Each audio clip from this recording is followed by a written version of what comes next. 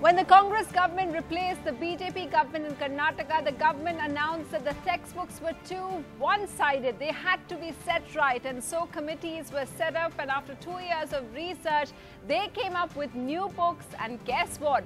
They were full of mistakes yet again. On the show today, we look at what makes textbooks so vulnerable to howlers. It's especially important because the NCERT has now invited suggestions because they're going to review all books from nursery till class 12. So what we're asking, what should go into reviews and why is it such a sensitive topic? Remember, you can send in your suggestions to NCERT till the end of this month. But before we talk about all about these reviews that are taking place and what should go into NCERT books, first, let's take a look at a few gems from previous books.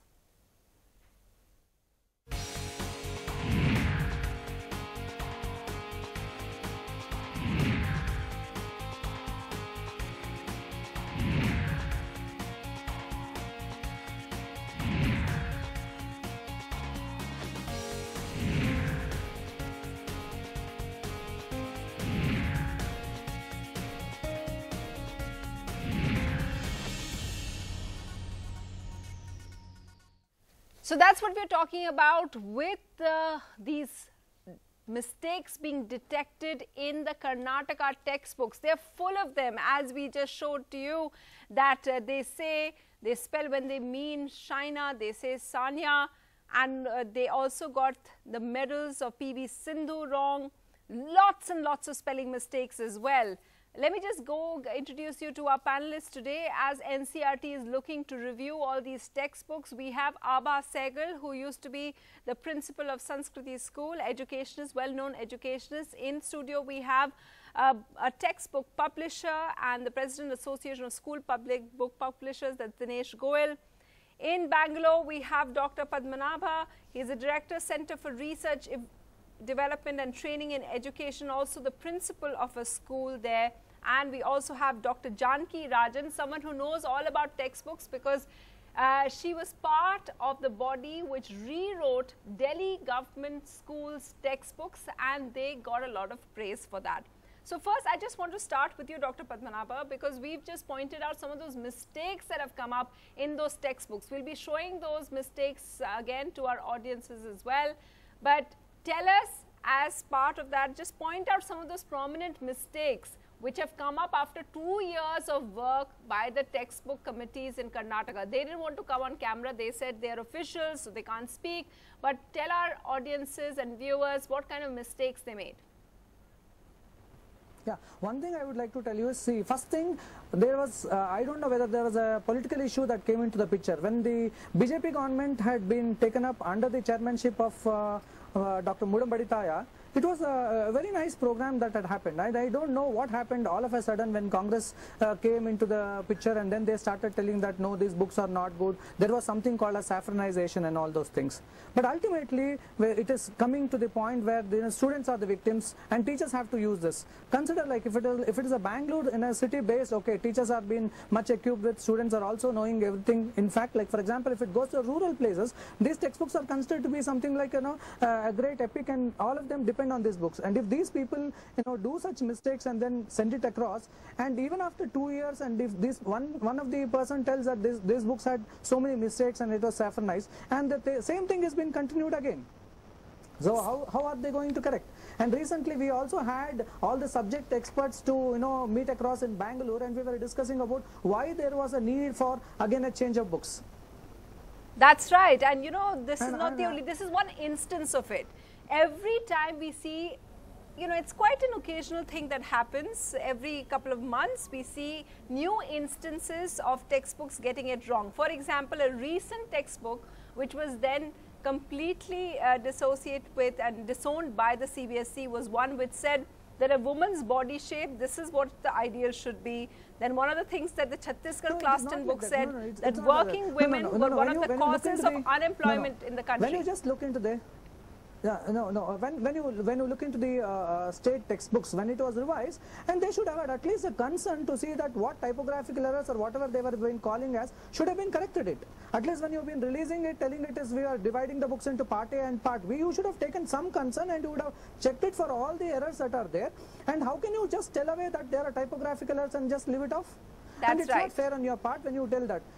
And there are also people to tell, the people who have written the content have been telling that it was not edited properly. They have just taken the content from one person and they have just gone it for printing. Even after printing, at least once they would have done a good checkup. Okay, that is I not being done at all. understand your That's not being done. I understand your angst, sir. There are so many mistakes. And, you know, this is just not something that's happening in Karnataka. It happens in other places as well. Ava Sehgal, if I can go across to you, have you seen, one second sir, you made your point. Ava Sehgal, have you seen instances of this in your career of mistakes in textbooks after they were allegedly reviewed? No, see, the thing is like even Dr. Padmanabha, yes, there have been mistakes. Yeah, go ahead, Ms. Sehgal. See, mistakes is something which one has detected, not only in textbooks, but in various other written material. We do detect mistakes, we do point them out, and they are rectified. So, education is, we would all appreciate, is a field where we cannot afford to make mistakes, because whatever the child is exposed to as the written word, you know, whether it is on the blackboard or it is in the textbook, it gets imprinted in the child's mind and stays on in the child's mind forever. So there is no scope for error, there is no scope for saying that this is a human error, there is no scope. So textbooks do need to be edited very, very carefully, and they should be edited, re-edited before the final print is out, because it's a question of giving it to a child who is going to stay with that information forever. Okay. So there is need to be very, very careful about what we print in the textbook. You need not, there is no excuse at all. It is 100%, it's a duty of the concerned department when they tell that there are textbooks going to be sent by the government and distributed across the state, and there should be a concern. You cannot go away just like that. I do strongly agree with this, madam. Yes. I do strongly agree for this. Okay. I know there are students over here, they have lots of suggestions, because remember why we're doing this show is because the NCERT has asked for reviews. So they have the students over here, the audience over here, they have lots of suggestions. But first I want to go across to Dr. Janki Rajan. Dr. Rajan, as someone who did it right, because when the review was done, when the Delhi school textbooks came out, there was lots of praise for it because you also updated it. There were a lot of things you changed, like gender biases. You introduced some lessons which didn't show women in the typical stereotypical roles. You took care of all of this. But even so, we see so many mistakes coming up in books from various states. What is the advice you'd give, and what are the things to keep in mind now that NCERT is reviewing textbooks from class 1 to class 12? So that's really a huge amount of work there. What would you want them to keep in mind? I think it's important to remember more than the the kind of typological errors and mistakes that you have been pointing out. We need to look at books from a different perspective altogether, and that is basically to understand that through 12 years of education, and textbooks form a very play a major role in this education. A whole tapestry is built in children about the idea of India, about what the world is about, the social world, the scientific world, the real world, and what is it that we want the children to learn at that time. There needs to be a lot of discussion and understanding, and a framework very clearly thought out, wise framework based on research, based on the best of research. And it's very often children's textbooks are considered to be, it's only for children, so anybody can write a child's book, which is absolutely not true. So very, very important is to understand what is it that the next generation needs to know, and it's a 12-year span. It's a long-term project. How long do you think that will take? Dr. Rajan, how long do you think it will take? They haven't really set a time frame. Look, I can't. No, if you're talking about how long it takes to build a book, if you have the right kind of people, and it's very important to have the right kind of people, and when I say that, I mean a whole gamut, people who work in children's literature, people who work with children, pedagogues. You need also experts. I don't mean subject experts. If you talk about history, you cannot talk about a history school teacher who's taught for 25 years as the subject expert. You need to draw in people from higher education, from universities, historians. And the same thing is true about scientists. So what did happen in the Delhi textbook system was that we had people, let's take scientists as an example. We had people from the Bose Institute, the Tata Institute of Fundamental Research, Tata Institute of Science. They were looking at trying to build a series of books for young children, 10-year-old, 11-year-old. It's not that, anybody can write a book. So that level of seriousness, that level of desire to give the very best to children has to burn very deeply into the team that is bringing. And very, very important is the pedagogic aspect. Okay. You see, every child needs to find themselves and their community reflected in the books.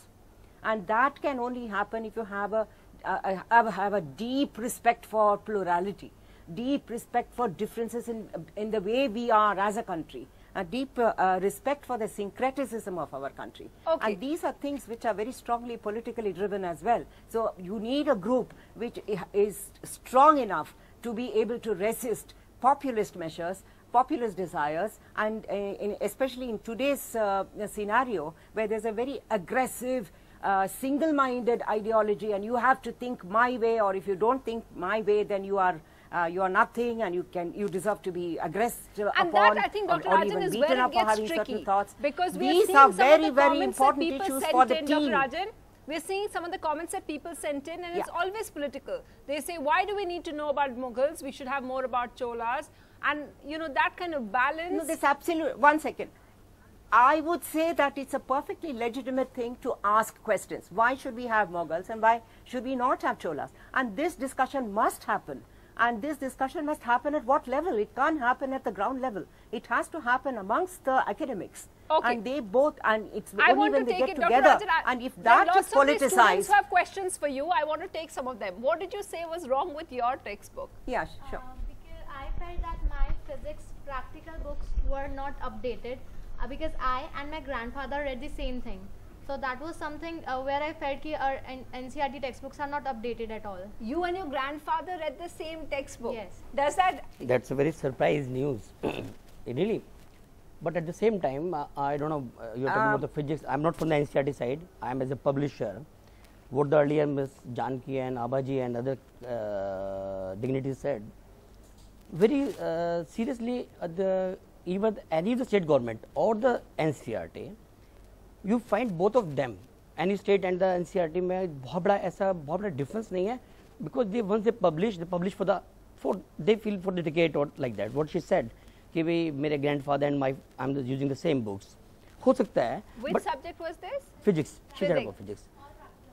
Okay. Yeah, all practical. I just want to know, do you think, Janki Rajan, that's okay to have the same physics textbook? She had the same one as her grandfather? Well, it depends really upon the knowledge. You see, you take a classic, which is, well, today we are saying Ramayana is something that we have to learn, and that is old not just for grandfather level. It's old for 5,000 years of humanity in India. So I think we need to be a little more careful about what we say, who reads, and it's not that every 10 years something new is coming up. And if you're talking about classic literature, which is introduced in schools, these classic literature, it doesn't matter if it comes from the 17th century. And you, of course, feel impact for humanity even now, and that is true for science also, I would say. Okay, Dinesh Goyal, so I mean, in the last 70 years, Professor Yashpal says this. Last 70 years, what has been the scientific discovery? Okay, Dr. Rajan, 1 second. You, of course, think, Mr. Goyal, that you need private publishers like yourself, because NCERT doesn't change as much and you can provide more variety to it. And of course, the government in Uttar Pradesh and other states, they're going to. Yeah, they want just NCERT books. Not only the Uttar Pradesh government, I think all the BJP state government, they're planning for that. And at the same time, because they're cheaper and yours are very expensive. Price is one of the factors, but not the only factor. They want the NCERT textbooks because that's what is the base for the competitive exams in class 12. Right. Your pre-medical exam, your engineering exam is based on the NCERT textbooks. So let's not forget that. That's right. That's a good point. That's what you said earlier about the price. Our private publisher price is a little bit higher than the NCERT, undoubtedly, because we by any reason we cannot compare with the NCERT price. Okay. The most important, the content. We publishers, regular intervals, in the regular intervals, we meet the teachers, the academicians, sometimes children also, and on the basis of that, we take the feedback from them. Then we find the good authors, or you find any of the publishers, regular intervals, we revise the books, regular intervals. The NCERT program, 2005 in National Curriculum Framework, they published the books, and till 2017, almost nothing changed. That's true.